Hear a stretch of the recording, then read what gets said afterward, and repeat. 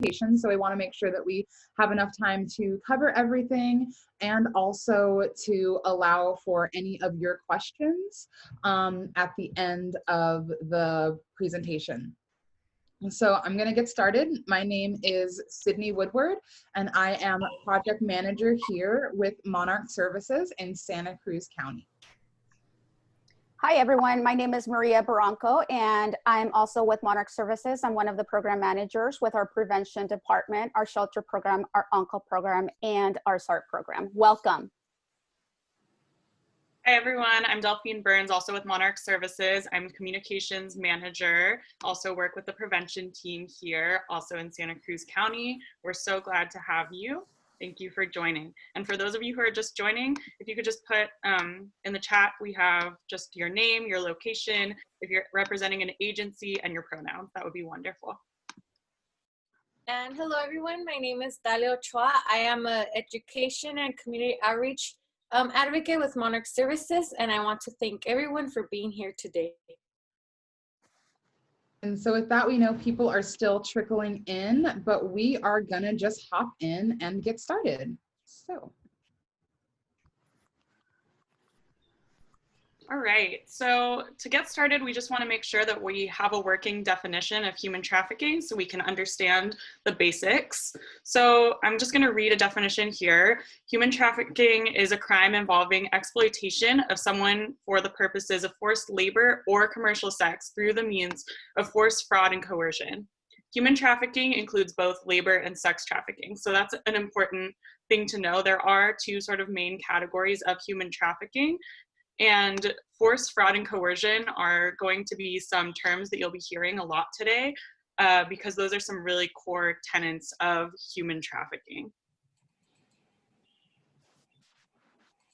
So here we just have some definitions of sex trafficking versus labor trafficking, since both fall under this umbrella of human trafficking. So sex trafficking is a modern day form of slavery in which a commercial sex act is induced by force, fraud, or coercion, there's those words again, or in which the person induced to perform such an act is under the age of 18. So if somebody is involved in commercial sex and they're under 18, that is considered sex trafficking. And so the enactment of Trafficking Victims Protection Act of 2000 made sex trafficking a serious violation of federal law. Now, labor trafficking is similar, but also different in a few key ways. Labor trafficking is recruitment, harboring, transportation, provision, or obtaining of a person for purposes of labor, through the use also of force, fraud, or coercion. So there is that commonality between the two. And labor trafficking, the coercion is for the purposes of subjection to involuntary servitude, peonage, debt bondage, or slavery. And so I wanted to point out, since we are based here in Santa Cruz County, that in our northern Santa Cruz County, we do tend to see more prevalence of sex trafficking. Right. And CSEC. So CSEC is a term we're going to go into a little bit more later on. But so CSEC, I was thinking that really being able to so CSEC stands for commercially sexually exploited child, and so that is, like I said, a trend that we see a bit more in northern Santa Cruz County, whereas labor trafficking is a bit more prevalent in South Santa Cruz County, but we do see both, and it's important to note that both occur in our county. So we do have a number here on the estimated prevalence of human trafficking, about 100,000 trafficking survivors in the United States today.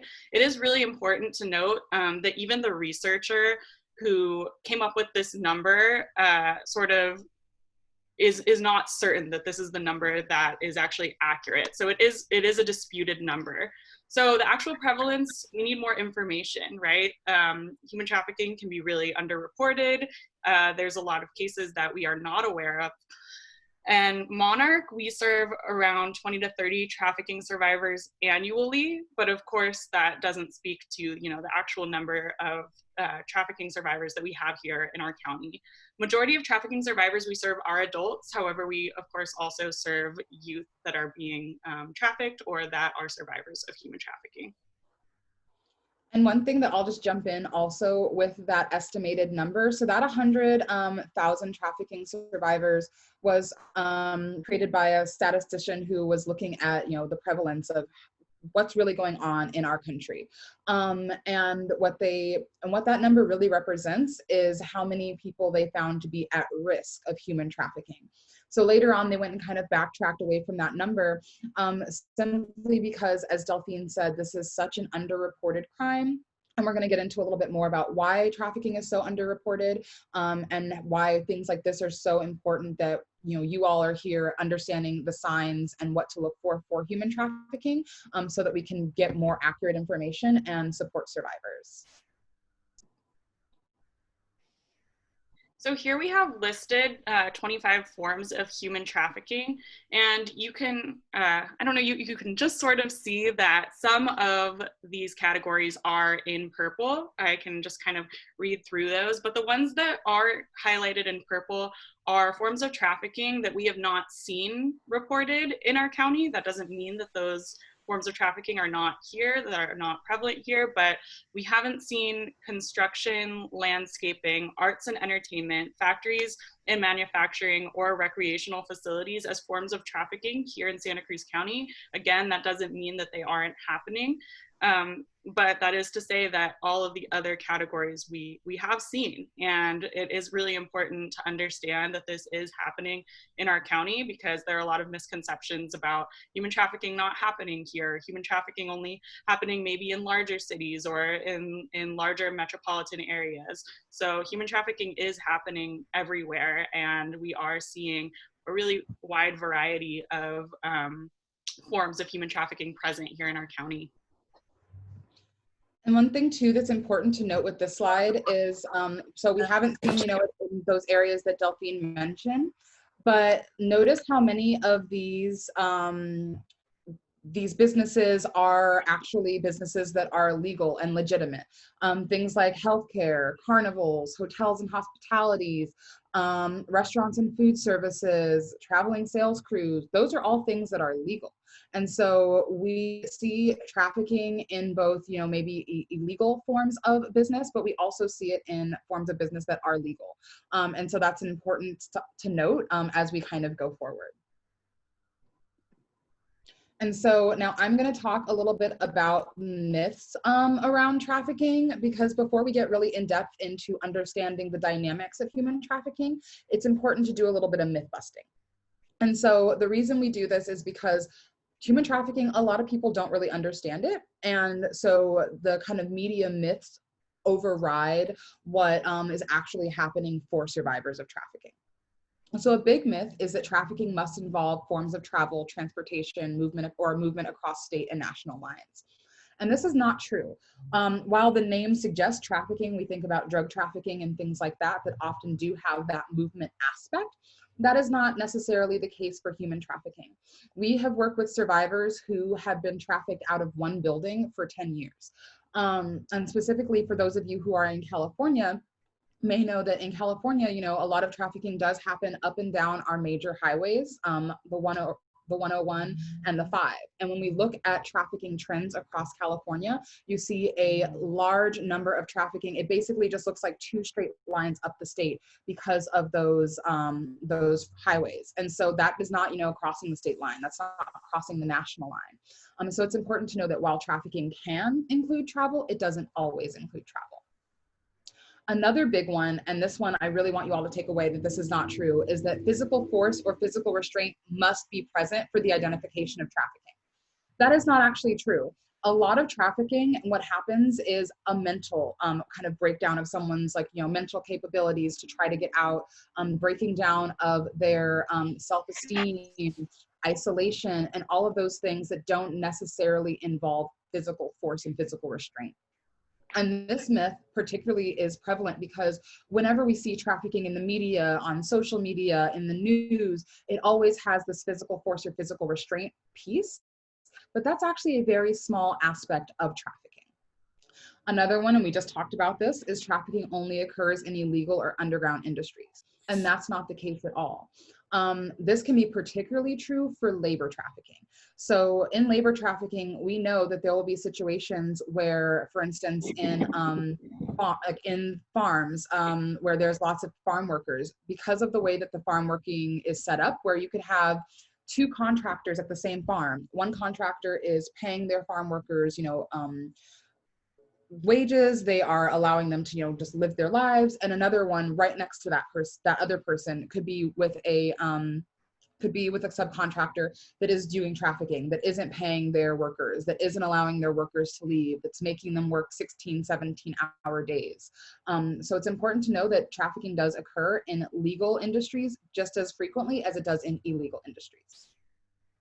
Another big one, that only certain kinds of individuals get trafficked or are traffickers, and that's not the case. Oftentimes when we think about trafficking survivors, we are thinking about women, but men are as likely to be trafficked, though men sometimes show up more in the labor trafficking realm. But so when we only think about, a trafficker who might look a certain way, who's from a certain background, we are ignoring all of the other ways of trafficking. When we teach this in schools, we have a slide that we will often show that has, where we ask the students to guess who's the trafficker. And in that slide, everyone's a trafficker, but you have a cheerleader, you have a nanny, you have an old grandmother, as well, a police officer, somebody in the military, all of these different people who have been convicted of trafficking. So just like survivors don't look one way, neither do the traffickers. Another big one that we want to myth bust is that trafficking survivors will immediately ask for help and identify as a victim of a crime. That is not true.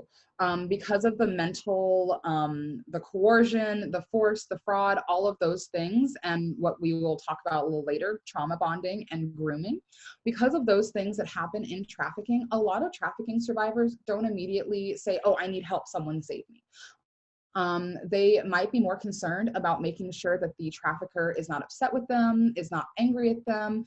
And so they may, if cops show up in a situation and say, we're going to save you, they might get angry at the cops. They might be frustrated at the law enforcement officers who are there to help them. And that is all because of the mental manipulation that happens in trafficking. And a more recent one we've been seeing is we see a lot of misinformation on social media. Things like, oh, traffickers put a sticker on your car if they want to traffic you, or they write something on your car, or, all those things, which really 9 times out of 10 are unverified. You can even Google some of those things and it'll come up that no, this is not the case. This is not reality.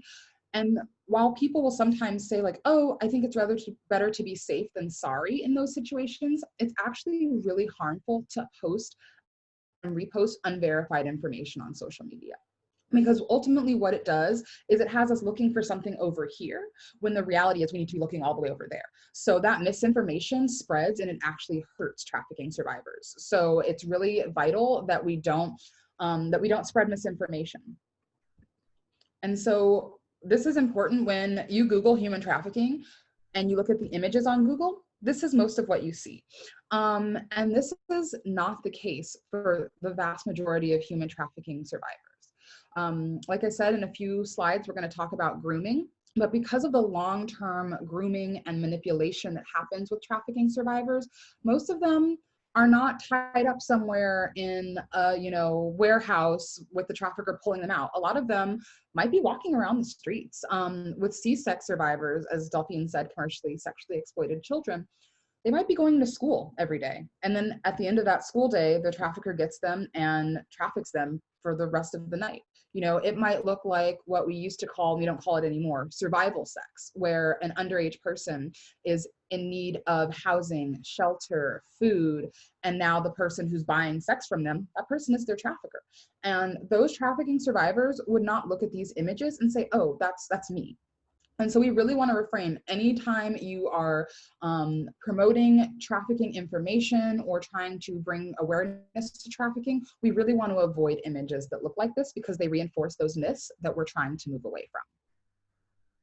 So where can we go for accurate information? Because that's why we want to have this talk, is we need accurate information. We need to know where to go.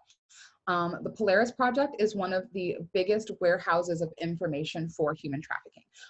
They break it down by state, they break it down by calls, years, forms of trafficking, and all of that. So really the Polaris Project is a great place to go if you're wanting more accurate information.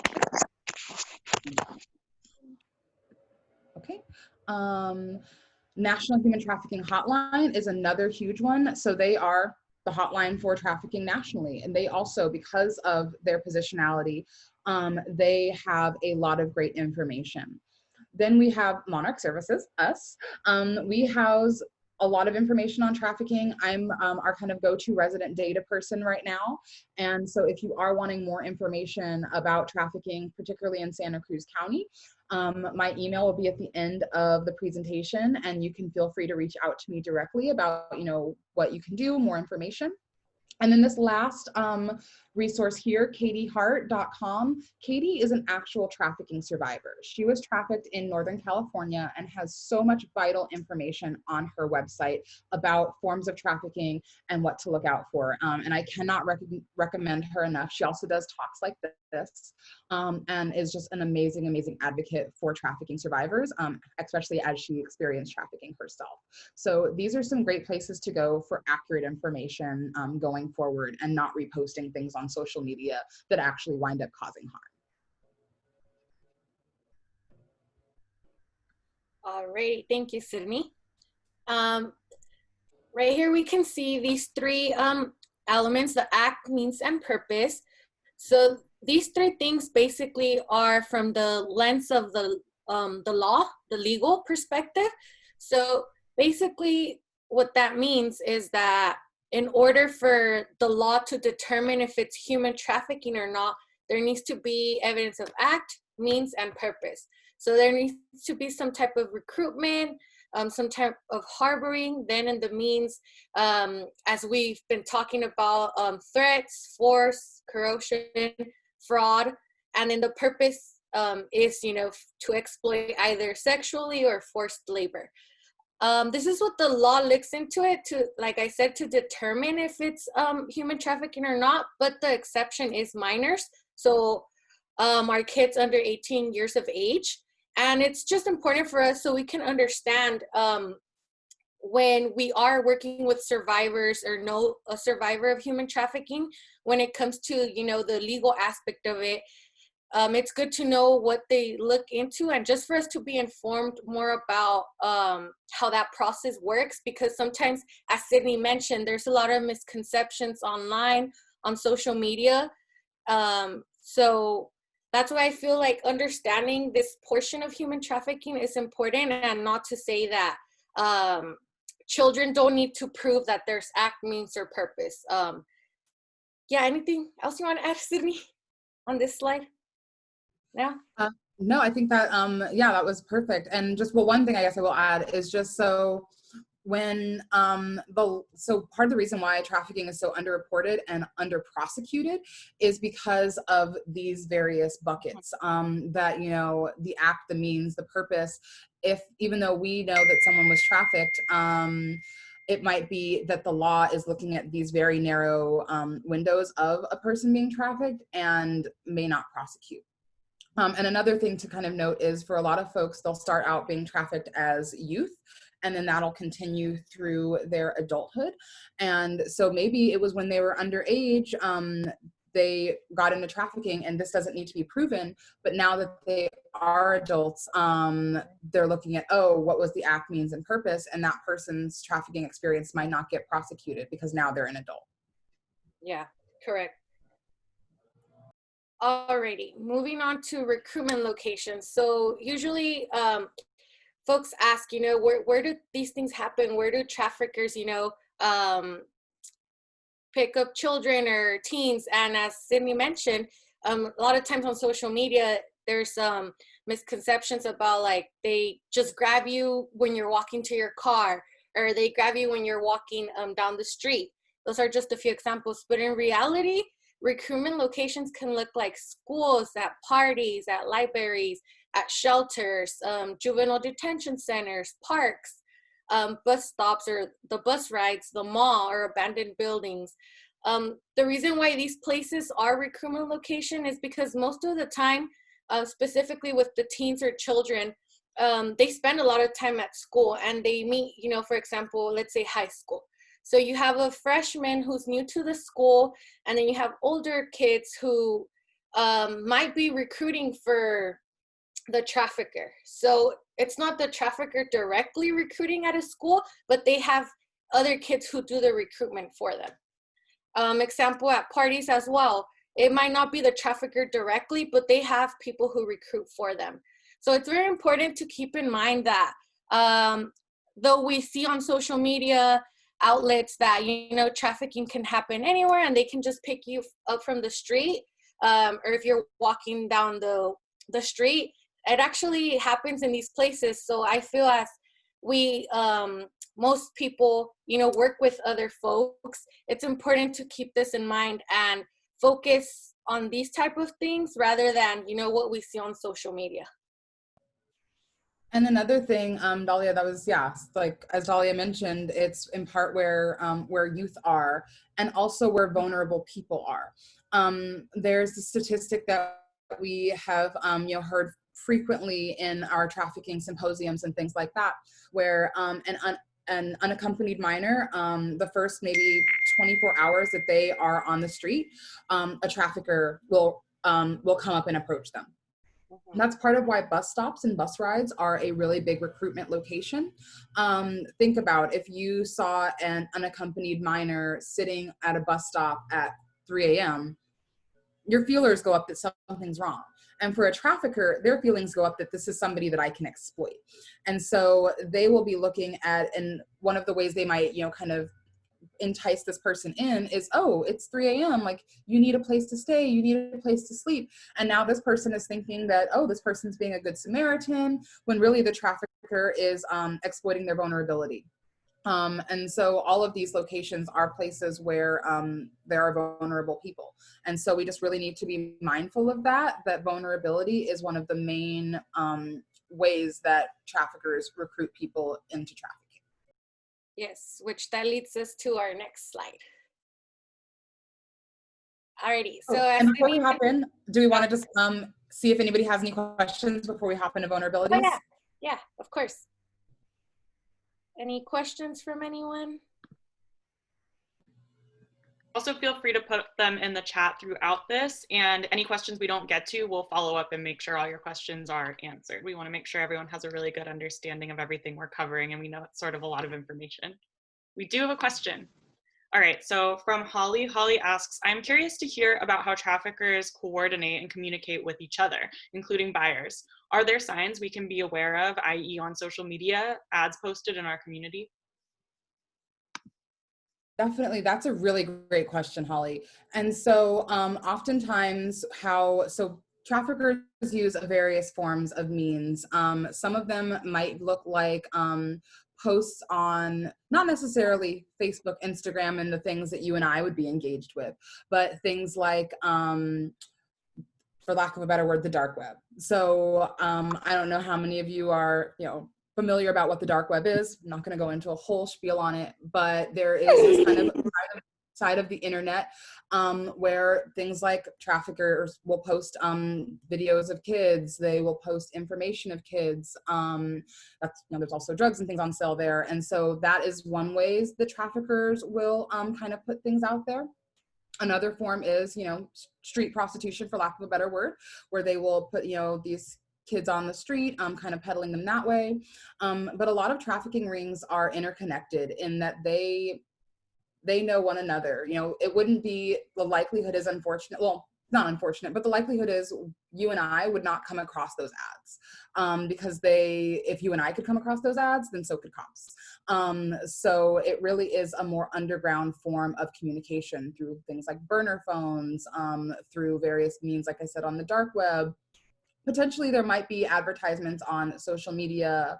I know Craigslist for a while had things like that, but now because of certain laws, people, if there is or was any sex being sold on those sites, now those sites have been cracked down on. So a lot more of it is that street prostitution that you and I may not see. I hope that answers your question. Any other questions before Dahlia moves on?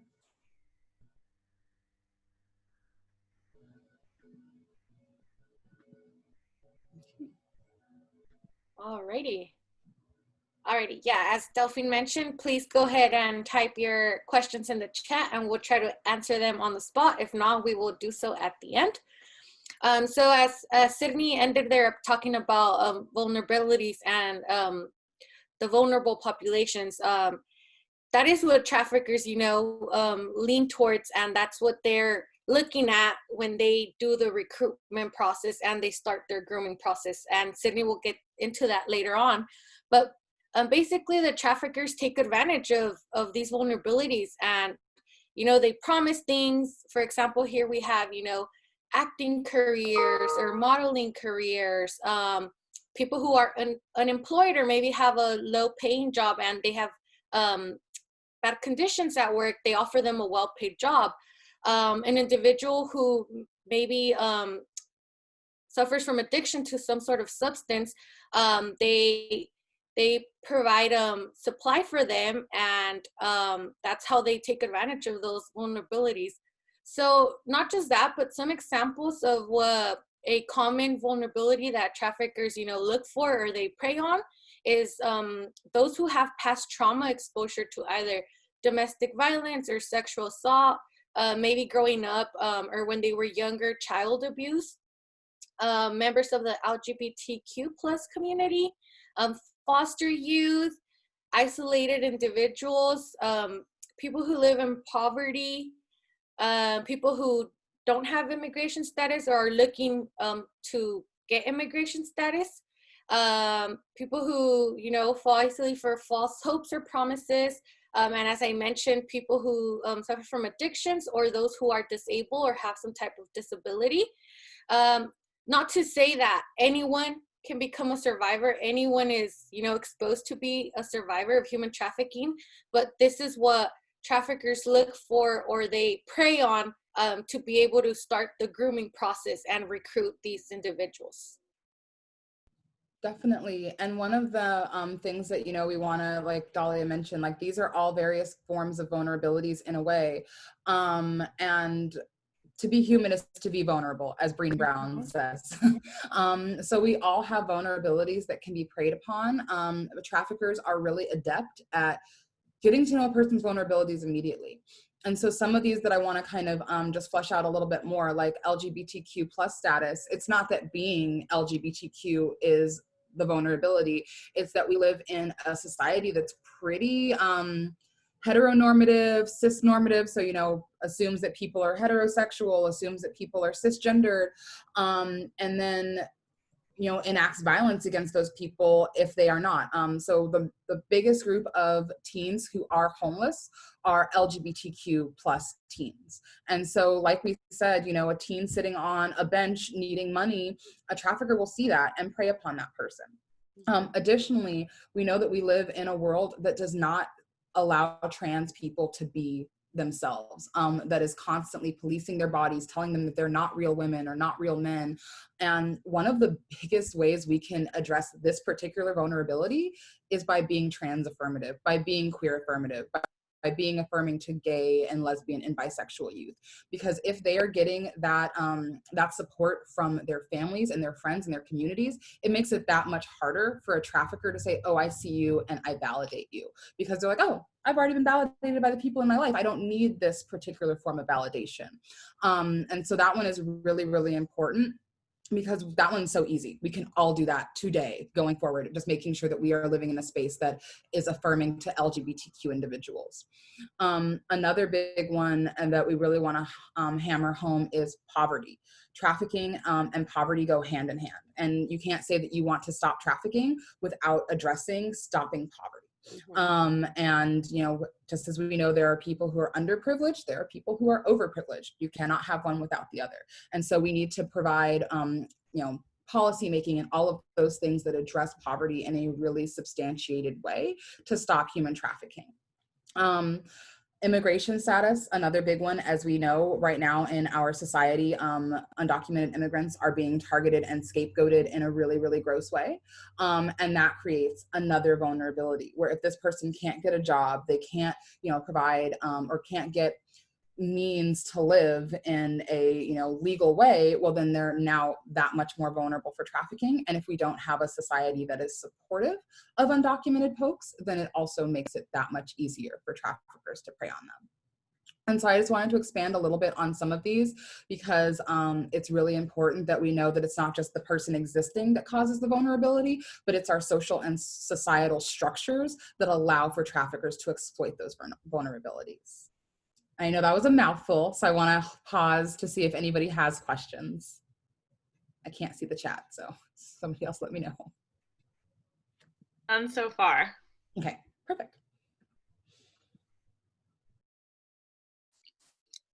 All right, so we do want to go over some potential warning signs of trafficking. I do want to note that just because you see one or two of these signs doesn't mean for certain that that person is being trafficked. These are things to look for, but it's best not to assume and not to approach someone and say, hey, because of this, are you being trafficked? Are you being sex trafficked? Are you being labor trafficked?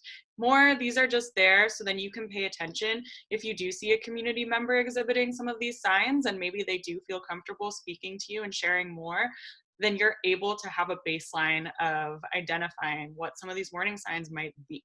But just a disclaimer, this does not necessarily mean that somebody is being trafficked. For sex trafficking, maybe somebody has more expensive items than usual. All of a sudden, they have expensive purses, expensive clothing, expensive technology, but you're not aware of them having a job. So maybe where is that money coming from? What's going on there?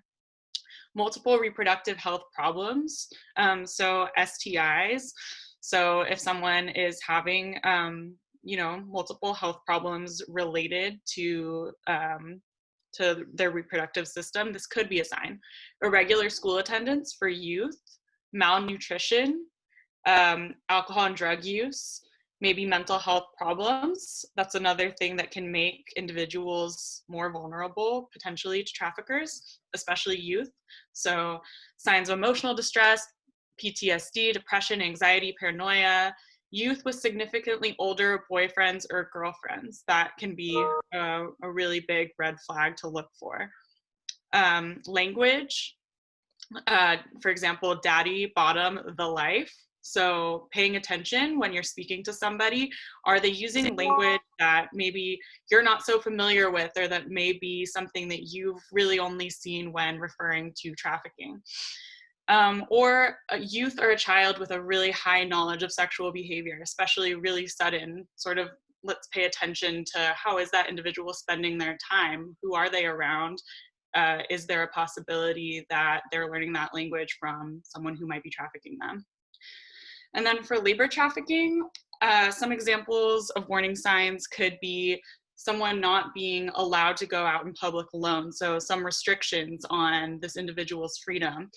Living in a place of employment, that's a big one. Working excessively long hours, also malnutrition, that's a commonality.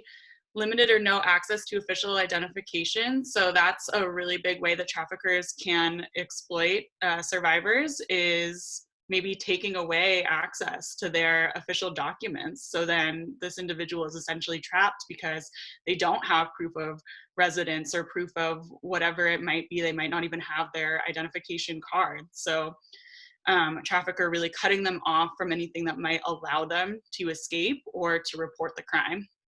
Lack of personal possessions, and just the inability to come and go and move about the world freely is a big one, related to not going out in public alone. Is somebody just really restricted? Is somebody's freedom really restricted? Is this new? So just sort of looking at these signs and sort of relying on your gut feeling. Does this feel like somebody might be being exploited? Again, it's not a good idea to just go up to a person and saying, are you being trafficked? But it's just good to have these, to have knowledge of these signs in case somebody might be vulnerable, especially if somebody is trusting you and is disclosing these signs. It might be a sign that they are interested in help, or at least in starting to speak about their experience. And with one of the kind of signs on sex trafficking, the multiple reproductive health problems, so STIs, things like that, that is also very particularly a concerning sign if we are seeing something like that with youth.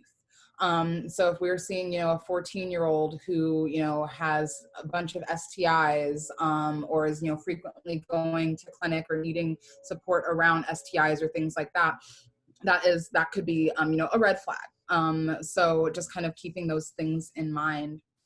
And we had a really great question in the chat around how Monarch goes about. So I can't get the chat back up. Okay, here we go. I want to just read the question verbatim so that you all know. So it says, anti-trafficking organizations have historically caught non-trafficked, fully consensual sex workers in the crossfire, particularly LGBTQ+ populations.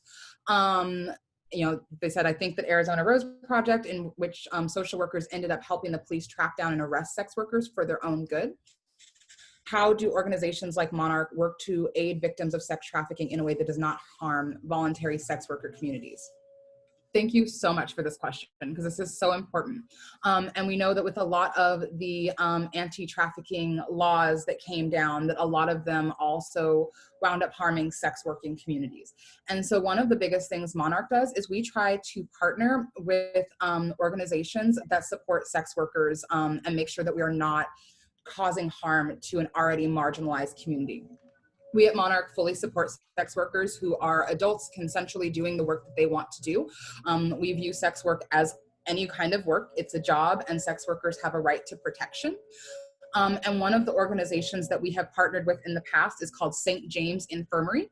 They are based in San Francisco, and they are a sex clinic run exclusively for sex workers by sex workers. They are a great organization to check out for more information.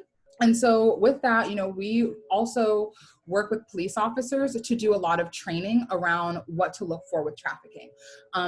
One of the reasons why a lot of trafficking survivors, especially youth, used to not come forward is because up until about 2016, at least in California, if a child was caught, selling sex, they were arrested as a prostitute, even though through our own laws, we know that that child is a victim of sex trafficking. So really working on the state level as well to do advocacy to make sure that we're not, mixing these two buckets. And really just providing that, education. If somebody comes in and they're like, yeah, I am a sex worker who is consensually involved in sex work, but I also had this trafficking experience, we separate those two out, because the fact of the matter is you can have someone who has been a sex worker and was consensual. Maybe they had a pimp or whatever the case may be, but they wanted to be involved in that work. And then the next week they have a different, pimp or whomever who is now trafficking them, taking their money, not letting them go anywhere, causing them irreparable harm. And so we really work very hard not to come from a perspective of arresting them or anything like that, but really just providing support. Similarly, we know that sex workers get sexually assaulted just as, frequently, if not more frequently than other individuals. And so, we work with those folks, and it's not about, let's stop you from your income and your job. It's about how can we make sure that you're safe. So thank you so much to whoever asked that question. That is a really, really important distinction, that sex work is work. And we don't want to just lump every kind of commercial sexual activity in together. But knowing that trafficking does almost benefit from when we just say, oh, all sex work is trafficking. So we really have to be nuanced in our understanding. I don't know if there's more questions in the chat. No. Okay, awesome, perfect. So one of the big things we like to take away, and I'm going to take a little bit of time with this slide, because understanding grooming is one of the main crooks, core pieces of understanding human trafficking. And so with grooming, it takes a lot of stages. So like we said earlier on, that trafficking doesn't necessarily need to involve physical force or physical restraint. Grooming is the main reason why that is true. And so grooming is a long scale process. It can happen over maybe a couple of weeks. It can happen over years. And that's something that a lot of people don't always understand when they repost that that information about social media that is unverified and that is untrue is because they don't understand grooming. They don't understand all of the kind of things that go into this. So the start with grooming is targeting the victim. So the trafficker, this might be that they're, you know, at that bus stop, that they are at that school location or outside of the juvenile hall, but it starts with them targeting a victim. And it's very interesting, you know, traffickers will say that within 60 seconds, they can look at a group and figure out who they're going to target. Because they are so adept at exploiting vulnerability, they can see the physical signs of someone who might be more vulnerable. One of the ways that traffickers will also target victims is by starting with a small boundary cross. Maybe it's touching them a certain way. Maybe it's, you know, making a little comment that for someone who does have really strong boundaries would be like, whoa, I don't know you. But for someone who is predisposed to being exploited or having additional vulnerabilities, they might not know that and, you know, kind of continue along with the trafficker. So that is the first step. Then the next step is gaining trust and information. And so this is, again, why a lot of people won't say, oh, I need help, is so what traffickers will do is they will pose as your friend, a peer. One of the biggest ways that sex traffickers in particular pose as if they're your boyfriend or girlfriend. So they will meet this person, they will start to, you know, find out information about them. Maybe it's that you had a hard home life, and that, you know, you always wanted a family, or you've always wanted to feel support. Maybe it's, you know, for a lot of youth in particular, what winds up happening is that traffickers will say, oh, I see you. I see that you look like an adult. You're acting like an adult. Your parents aren't viewing you as an adult, but I see that you are one. So they gain trust, they gain information. A lot of traffickers will pretend to, or they'll claim that they have had, you know, abuse and things like that in their past. So they might tell someone like, oh, you know, my father used to hit me. And then the survivor will say, oh, same, like I come from a household of abuse. I come from a household of violence. And so now the trafficker has that in. They know what the vulnerability is, and they've gained the trust of this person. This is a long scale process. This does not happen overnight. A lot of people would not get into trafficking situations if it was just pull off the street, throw you in a van kind of situation that we hear on social media. And then after the trafficker has gained their trust, has gained information about them, they go to filling a need. So like we talked about, we all have vulnerabilities. Every single one of us is vulnerable in some way, shape, or form. So one of the stories we've heard from a survivor was that they really wanted to be a model and an actress. So the survivor, you know, meets the trafficker. They tell them, oh, I have this modeling agency. I can make you famous. And the trafficker really did have a modeling agency, just like we talked about, that can be in legitimate businesses. So the trafficker sets her up with all of these various forms of modeling contracts, and she becomes a model. And at that same time, the trafficker started threatening her with, you know, abusing her family, abusing her little sister, and got her into trafficking that way. So they start with the filling a need. That person wanted to be a model. They wanted to be validated in that way. The trafficker saw that. Maybe the need is money. Oftentimes the need is money. And traffickers will say things like, if you think this person is your boyfriend, they will give you nice gifts, expensive bags, make you think that they're spoiling you. If it's drugs, they'll give you drugs for free. And you're like, oh, this is amazing. I'm getting the drugs that I need. And then the next step, hold on one second, I have to close my window. Give me 1 second, my apologies.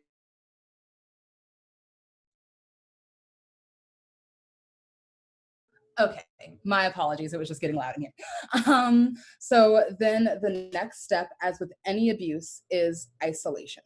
This is true of domestic violence, this is true of human trafficking, this is true of sexual assault. Once the isolation occurs, it is that much easier to abuse a person. And so what that looks like is, so a story I'll tell you of another survivor who was, this person proposed as her boyfriend. She had been in and out of foster care her entire life. So now here's this person who is giving her the love that she didn't get from other people in her life.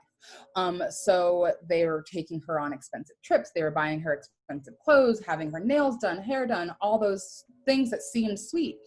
And then they took her on a trip out of state, which we know it doesn't require going, travel to be trafficking, but in this situation, that's what happened. They took her on a trip out of state, and then they said, okay, this trip was really expensive, and I need you to earn the money that I spent on you. And they asked her to start having sex with their friends. And the client or the survivor felt like, okay, I have to do this because this is my boyfriend. They spent all this money on me. They had been abused before in the past. And so that isolation piece was key in having the abuse begin. And that isolation can look physical, as it did in that case, or that isolation can look mental.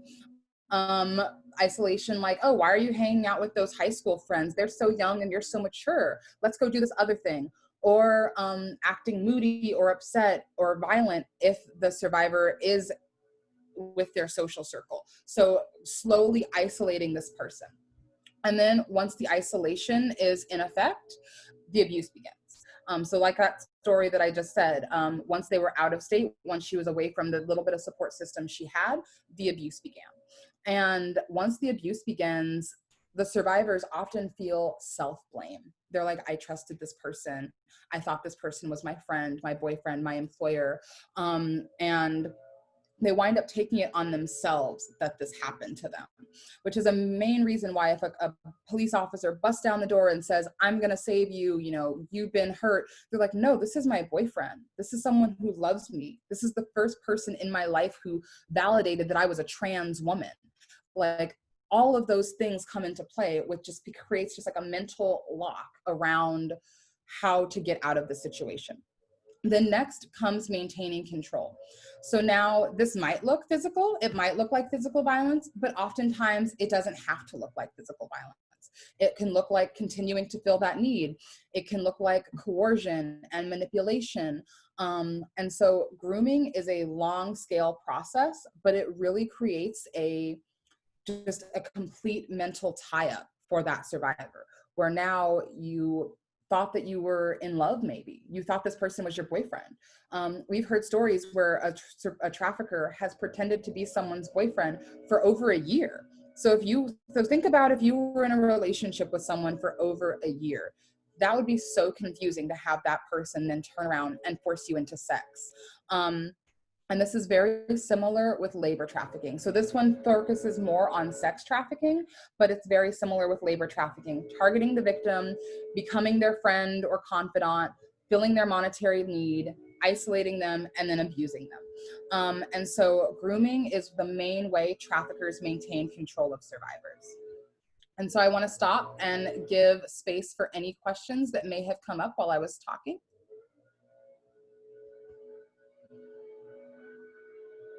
Are there any questions in the chat? I can't see the chat right now. No. Feel free to put questions in the chat or unmute yourself and ask a question. Awesome. So this next slide, I'm also going to go through a little slowly, is around trauma bonding. And so it used to be called Stockholm Syndrome. So some of you might be familiar with that old term. And so this is another reason why trafficking survivors don't just come out and say, I'm a trafficking survivor, someone help me. So trauma bonding explains where the phenomenon where survivors of trauma develop emotional attachments to their abusers.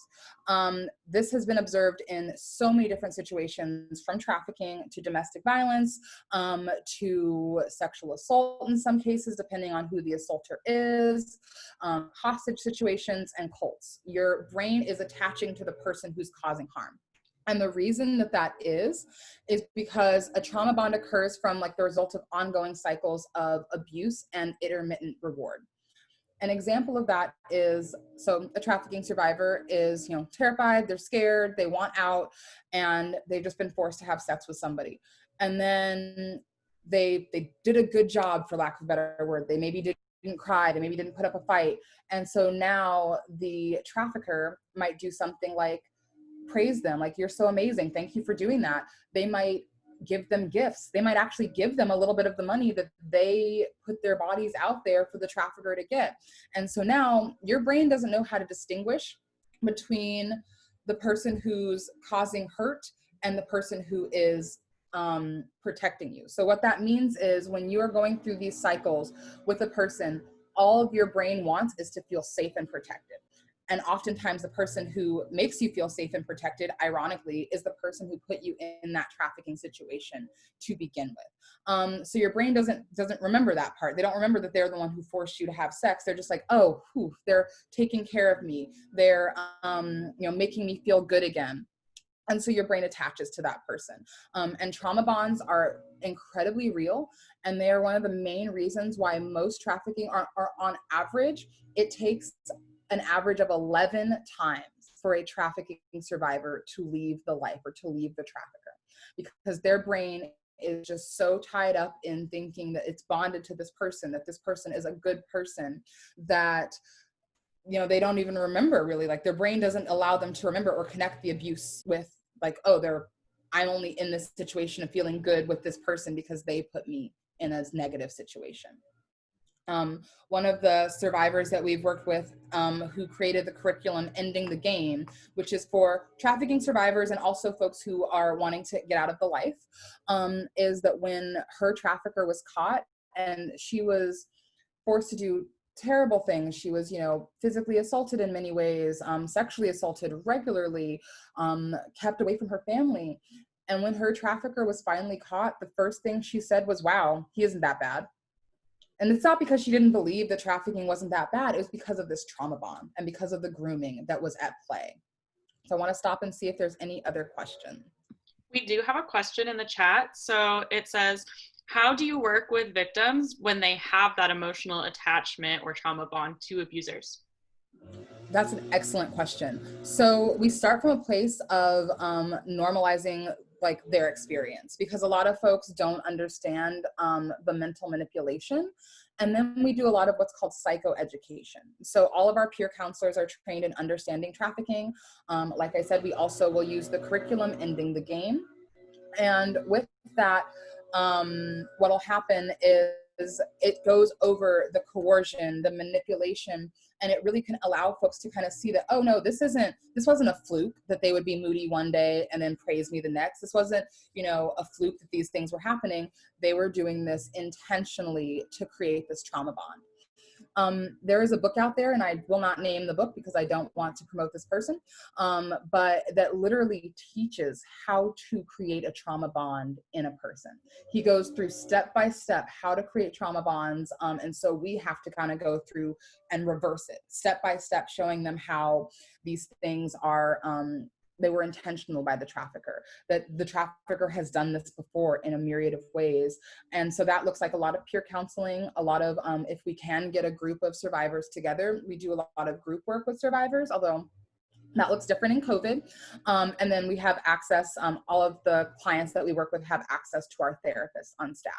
So that's a great question, and it takes a long time. And we have worked with survivors who they start the process, they want out, and then something happens halfway through and they're like, I'm going to go back. And we never shame those people for going back. We understand how hard it is to move past what they have gone through. So we always just let them know, whenever you want back out, we're here.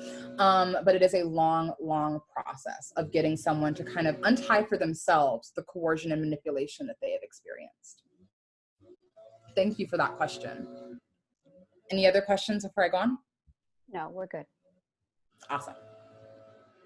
So, one thing that's also important, because we could not talk about trafficking without, acknowledging that COVID and trafficking do have a level of connections. And so what do we really know about COVID and trafficking? As far as the numbers of human trafficking being impacted by COVID, we really don't know very much about this. It is very scarce, the resources on has COVID caused more trafficking or less. But one thing that we do know is that people are in mass right now out of jobs. People in mass right now are out of housing. And so, as we've talked about, those are vulnerabilities for trafficking. So we won't be surprised if in a few months we do see an uptick in the numbers of people who are being trafficked, because of the fact that what's going on right now in our country are leading to vulnerabilities that we know traffickers exploit.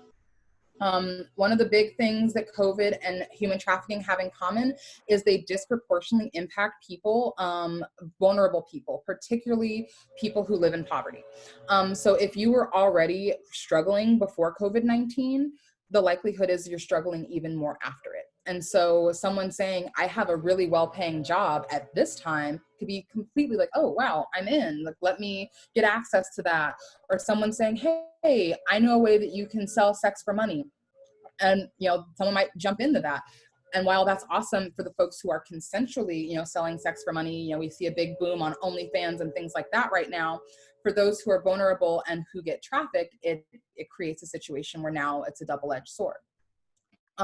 We also know that just like Black and brown people are more likely to die of COVID-19, Black and brown people are more likely to be vulnerable to human trafficking. And that is because racism and classism deeply, deeply, deeply impact both. A lot of trafficking images that you see, like the photos I shown, oftentimes the victims are white. And if you look at, like, you know, trafficker pictures, oftentimes the victim or the traffickers that they portray are Black and brown. And that's not always the case. It can look like either or. And in fact, particularly for Black and brown women are at an increased risk of trafficking. And so when you tie in racism, when you tie in classism, you have a situation where now not only are you vulnerable to trafficking, you're vulnerable to COVID-19.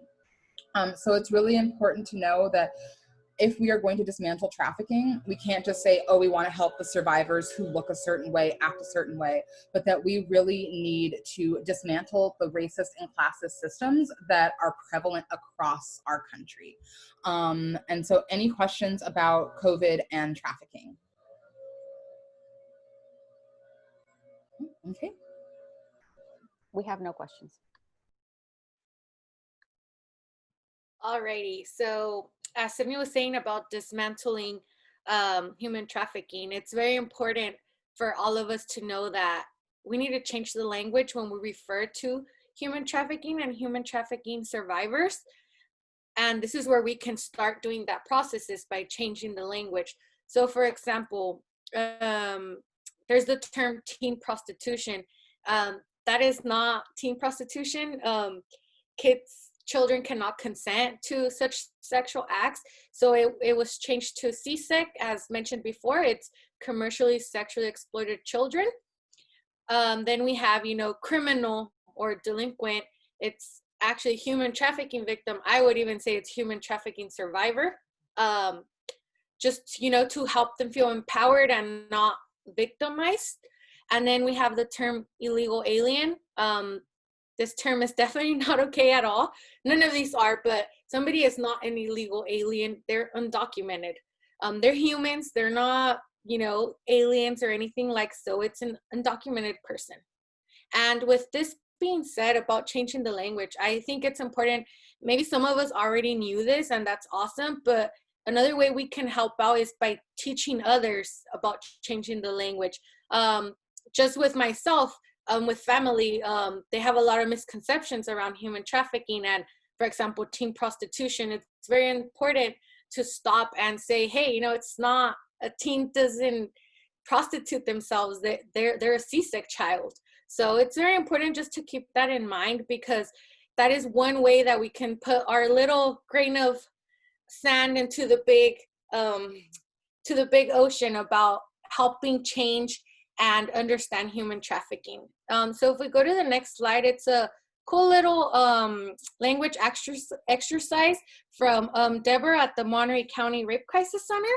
So as I was saying about language and, you know, the words we use to describe people, they come with very bad lasting stigma and bad connotations. For example, teen prostitution, when somebody thinks about a teen prostitute, it sounds more like they made a choice to be a prostitute.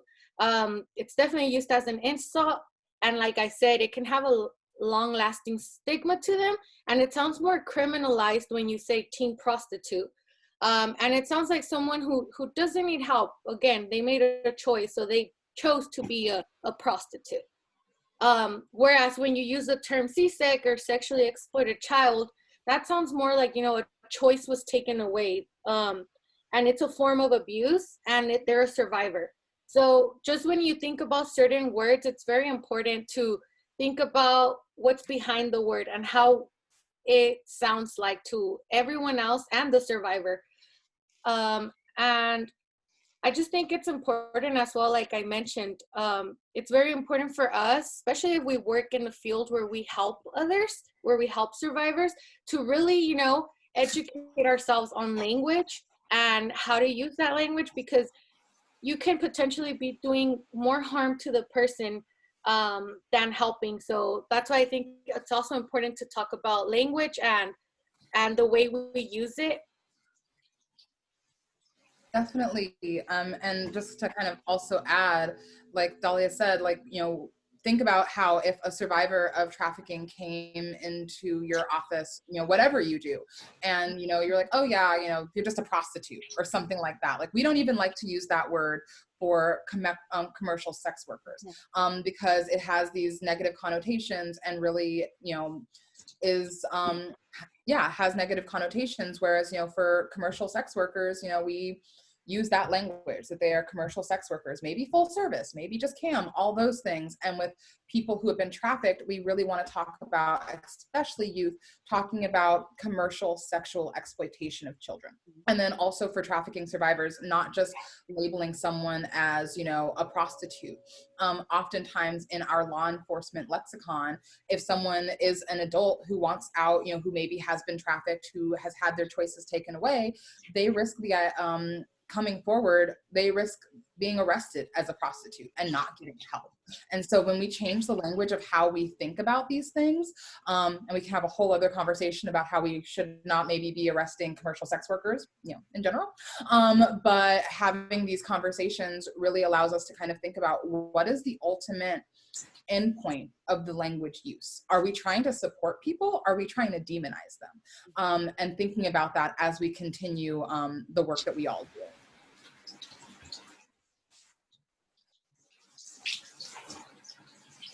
Thank you, Sydney and Dahlia. Before we go into the services that Monarch provides extensively, are there any questions that anyone may have in regards to the previous discussions? Okay, great. So we're going to go into depth now what we at Monarch Services provide for survivors of human trafficking. And I want to point out that Monarch Services not only focuses on human trafficking, but also we serve all survivors regardless of race or gender who are survivors of human trafficking, sexual assault, and domestic violence. We do have extensive trainings that our advocates go through in order for them to be able to provide extensive support to all of these survivors who have been dramatically impacted by trafficking. With that said, our advocates work our 24-hour crisis line. So therefore, if you know or come across any survivor or anyone who has a question in regards to human trafficking survivors or sexual assault or domestic violence, it is important to note that Monarch Services does have a 24-hour crisis line support, and our number is on the screen. We will also provide this information as a follow-up. And our advocates are there to provide not only support, but counseling, information, referrals, ensuring that we're connecting the survivor to that person that they need the most. We are available 24 hours a day. We have bilingual support, and all the information is confidential as well, and it's free. We also ensure that aside from our 24-hour crisis line, which can be part of our response system, we ensure that if there is any situation where a community member, a community partner contacts us to inform us that there is a potential human trafficking survivor who's unable to leave a situation, we will make sure that we coordinate a safe escape for that person, as long as, again, this person feels comfortable and feels that it is time for them to leave. So creating a safe plan is essential for Monarch to ensure that these individuals are not only finding a safe place to go, but also to ensure that they are safely leaving the person who is causing harm, their abuser. Our advocates as well go through extensive or 65-hour training to ensure that all of our survivors are being served more effectively. And with that said, we ensure that once we're working with a survivor, we advocate for special circumstances or special services. And some of these services can vary greatly, but specifically with human trafficking survivors, we might be able to advocate for dentistry work. There are many times that unfortunately many of our human trafficking survivors have experienced some a dentistry. Tattoo removal, as in one of the slides you notice that there is many times that some of the survivors are included with a tattoo. So therefore, we work towards ensuring that there is a tattoo removal. And then of course, medical. Does the survivor need to go through a sexual assault examination, a forensic examination? Does the survivor need any additional medical support that Monarch can provide additional support with? And at all stage, we want to make sure that our survivors are being supported. This means that if an advocate can be present with them, holding their hand, just being by their side, providing them with special needs, that is what our advocates are being trained for, to ensure that, again, throughout the process, we're there to provide support. And then, of course, as Sydney mentioned earlier, one of the biggest things that we at Monarch want to make sure is that we are taking into account the fact that survivors of human trafficking specifically have a long process of recovery. Their trauma is deeply embedded in them. And so therefore, we want to make sure that we work very closely through the triggers and finding a healthy coping mechanism, and ensuring that we as advocates are not there to judge, but rather how can we support this person get to the place that they want to be. It is a long road, and we want to make sure that we're there throughout that long road.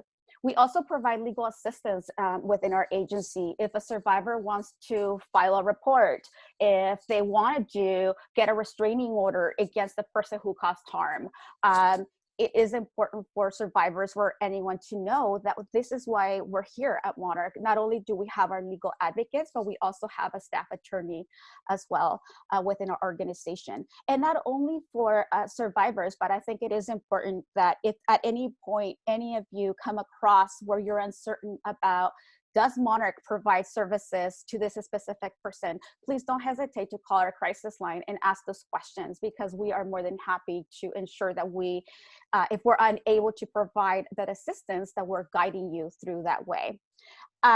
Just as Sydney mentioned earlier, Monarch is huge at collaborating. One of the biggest things is we want to make sure that not only are we doing these type of trainings and workshops for our community to ensure that we're all more aware of the fact that human trafficking exists, and ensuring to know that human trafficking can be happening to our neighbor right now, right? And so it is important for us to ensure that we're collaborating with you and that we're collaborating with other agencies to ensure that we come up with an effective treatment plan for our survivors. And collaboration can look very different. We work very closely with various schools to ensure that we're able to provide programming in schools and educating not only students, but parents and administration to see the signs, to ensure that they know about our services, and really to prevent this from happening. We also ensure that we work very closely with the legal system, with law enforcement, because many of the times when survivors are going through this traumatic situation, it is important to note that many of our survivors are afraid of the legal system. And so how can we help them navigate the process is through having an advocate present. And so therefore collaboration is extremely important for us with the legal system. As Sydney also mentioned earlier, Monarch Services provides counseling services in schools and group homes. We have very clear collaborative with some of the group homes here in Santa Cruz, as well as several of the schools. In fact, we do hold various support groups in different schools to ensure that we are having discussions about the different topics. And CSEC, human trafficking, trauma bonding being some of the topics that we do discuss. In addition to that, we also do have our prevention program that works very closely with our community partners to ensure that we are presenting different curriculums in our schools. And one of the primary curriculums that we do work with is Ending the Game, which is one of the most important curriculums that really trespasses and brings in a lot of information on how to work with the survivors in this whole traumatic situation. In addition to that, of course, we do have a safe place for all of our survivors. We are the only confidential shelter in Santa Cruz County that serves survivors of human trafficking, actually. Not only survivors of human trafficking, but we also house survivors of sexual violence and domestic violence. It is a safe place for survivors to ensure that, again, we provide them with all of these very effective services in hoping that they are able to work towards their trauma. Again, if you have further questions about any of our services, please feel free to give us a call. It is extremely important for us to ensure that even if there's a slight question, we are here to ensure that we are able to assist in any way or form.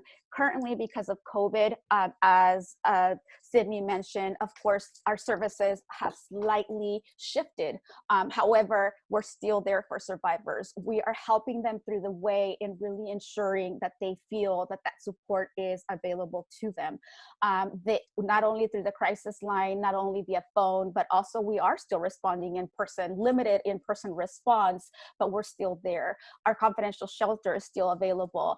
We can motel voucher a client or a survivor if it's needed, as well as an emergency. We just want to make sure that, again, we as a community come together to become familiar and really bring awareness that this is existing, and there is an agency like Monarch that can provide that support. And we just had a question in the chat around how you can schedule a prevention presentation. So at the end of our slides, you will see both me and Maria's emails. Well, all of us, Dahlia and Delphine as well. But you can email me and CC Maria, and then we can get you scheduled for a presentation. And that is for any of you who are wanting a presentation for your school, for your organization. We would love to disseminate this information widely to as many people as we can. So please feel free to email us those requests, and then we can get you scheduled. Definitely. Thank you, Sydney. Are there any other questions? Perfect. I have a question. Go ahead. I don't know if you answered this, but how long does it take you to get back to someone who would, like, let's say they give you a call and you leave a message and like, I'm dealing with either domestic violence or, I'm being, trafficked. Like, how long does it take you to get back to them and start working with them? Yeah, thank you. That's actually a really great question. So as I mentioned earlier, we have our 24-hour crisis line, which is immediate. What that means is that anyone who needs support or assistance can call our crisis line at any time, 24 hours a day. We have multiple advocates who are working the crisis line, backup managers who are working the crisis line, and really it's within minutes. And that survivor can essentially receive the services depending on the services that they're needing within minutes. That means that if they're requiring a confidential shelter, our advocates will immediately conduct what we call a safe screening to ensure that, one, survivor is ready to make the step, and two, do they feel safe going into our program? And if they do require more support or assistance, such as counseling, that is a process of scheduling an appointment, but normally that is also within maybe 24 hours, within 2 days, a survivor will certainly be able to have an advocate available to meet with them. If a survivor needs support in a way that they're in imminent danger and they need law enforcement support, we will as well. Those are immediate responses that we will definitely have. So it really just depends, and it's in a case-by-case situation where depending on the need of the survivor. But our main focus and goal is to ensure that the survivor is safe, first of all, that the health and the safety of the survivor. Does that answer your question? Yes, it does. Thank you. Great. Any other questions in regards to our services? And again, as Sydney and Delphine mentioned, we will be available to answer any more questions afterwards. Also, our information in regards to if you need any additional information about our call out process, our sexual assault response, our shelter program, our prevention program, our support groups, etc. Please feel free to give us a call or email us afterwards. We are more than happy to answer those questions. Next, we're going to just briefly talk about some additional resources that we wanted to provide you. And as we know, not only are we a resource, but there's also resources outside of Santa Cruz County, the National Human Trafficking, for example, that we are more than happy to also send that information for you. But there's also books to ensure that we are learning more about this topic. I think that this is one of the main topics, just like Sydney, Dahlia, and Delphine mentioned earlier. It's not talked about as often, right? And there is a lot of misinformation out there. And this was really the goal of today, to talk about what is what we're not talking about, to really breaking that silence of those who are being victims of sex trafficking. So some of the books that we have here is Domestic Minor Sex Trafficking, which is Beyond Victims and Villains by Dr. Alexander Lumpkin. And we would really definitely recommend for you to look into this book. It has great and amazing information. And then of course, Trauma and Recovery by Judith Herman. This really guides us and it guides survivors on how to, and anyone who wants to work with a survivor, or as you're getting to know someone, the trauma and the recovery and really the process. It's not an easy process. It's a long-term process, and we are very aware about that. And then of course, there's some films as well. I Am Jane Doe, which is an amazing film that we would definitely recommend. And then of course, some of you might have heard Rape in the Fields.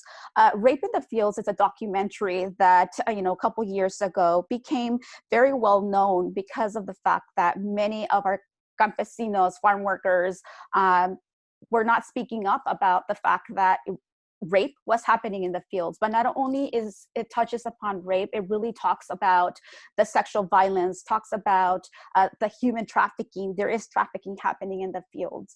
And so these are really important additional resources. Please feel free to look into them. And once again, if you have questions, let us know. And one thing I'll say about Domestic Minor Sex Trafficking, Beyond Victims and Villains, that book is so amazing in that it actually has interviews from various trafficking survivors.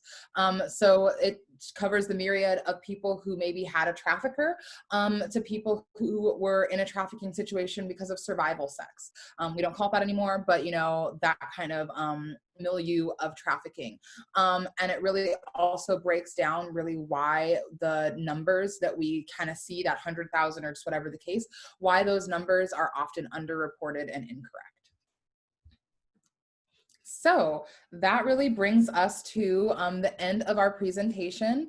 So we want to open it up for questions. And I am just going to go to, before we get your questions, I do just want to also make sure that to follow, like, subscribe. We have our website, our Instagram, Facebook, Twitter, we're on TikTok, and we also have a blog.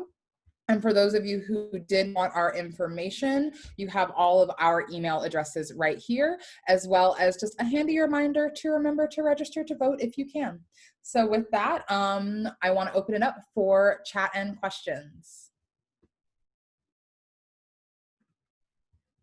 And I also want to mention that we do have a YouTube channel where all of these presentations are being uploaded as well, if you have anyone that you want to be able to forward it to.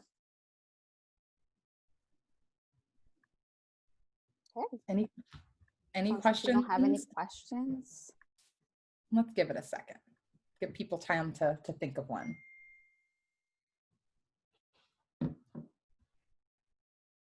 I have a question. Okay. So I'm an intern in a hospital setting. We work with survivors of domestic violence and sexual assault. So the reason why I attended this is because we've recently had a couple patients come in who we thought there may be suspected sex trafficking. But is there anything that you can recommend, signs to look out for if people are coming in that we're not specifically sure, without asking directly? Definitely. So one of the big ones, so we know that for a lot of trafficking survivors, their traffickers don't really give them too much access to medical care.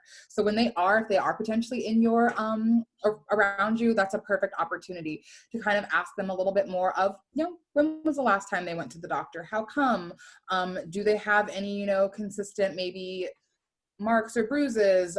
Do they have, one of the kind of signs is if a trafficker is with them, asking, is there somebody here with you? I know doctors do such a great job around the domestic violence piece of things these days. And so asking kind of similar questions around, is there anybody who's maybe controlling your behavior, things like that. And, knowing that trafficking survivors don't often come out and say like, yes, I am a trafficking survivor. One of the big things we try to partner with hospitals is, I don't know if you can see this here, but our crisis line.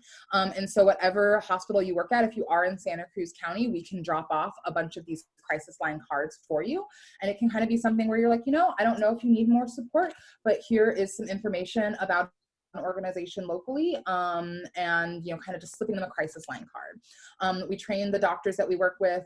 We also try to train law enforcement that if they suspect somebody is being trafficked, that they just give them a crisis line card. We also do this with hotels in the area as well, who are like, something doesn't look right here. So that way it's not putting the survivor on blast potentially, because they are going through where their mind is like, okay, how do I make sure that my trafficker does not get angry, does not get violent with me? And so that just little resources kind of can be a little in around like, hey, if you do need support, there's an organization here for you, and letting them know that they can call us anonymously 24 hours a day, 7 days a week. But so just asking a little bit more about their situation. When was the last time they went to a doctor? Do they have access to dentistry? And obviously we know with our medical situation, it could be they haven't gone to a doctor for 11 years because they didn't have insurance. But just asking those more in-depth questions. And if it is kind of, you're like, I still feel like something's up here, then providing them with our crisis line number or our crisis line card if you can get access to it. And kind of even letting them know like, hey, I'm just a little concerned and I wanted to provide you with this resource. Does that answer your question? Okay. Yeah, thank you. Yeah, no problem.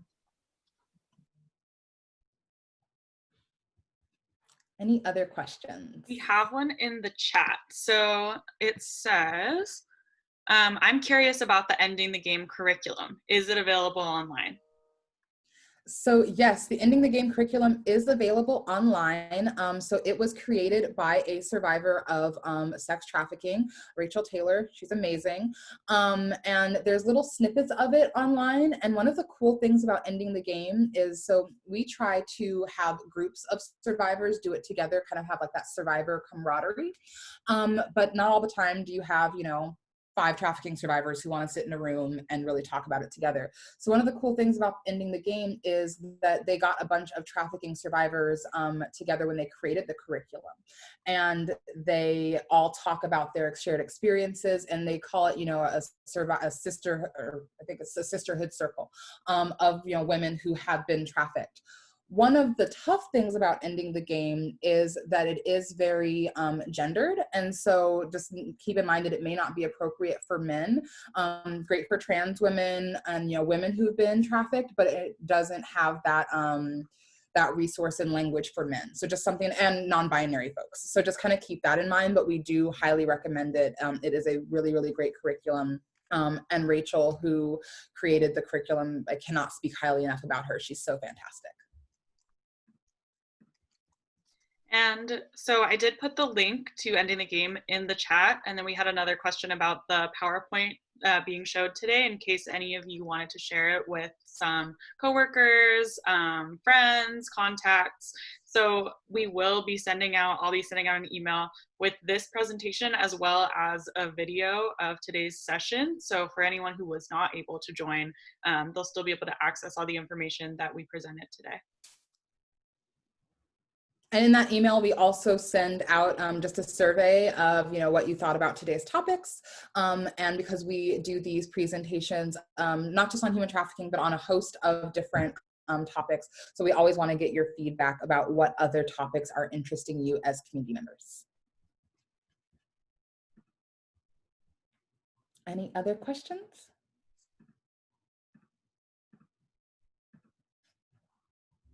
Great. Well, thank you everyone for joining us and, really being part of this community who is very interested in learning more about the different topics that Monarchs covers. Stay tuned because we will have another workshop next month.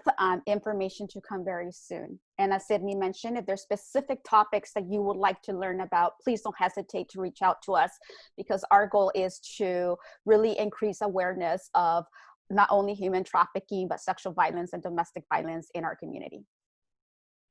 These presentations happen on a monthly basis, so we'll just let you know what the next topic is. But also, yeah, as Maria mentioned, you have a role in deciding what the next topic will be. We really want to know what you're interested in. We want to be able to present information that's relevant to the community. But this is a monthly series, and we will send out information on the next workshop.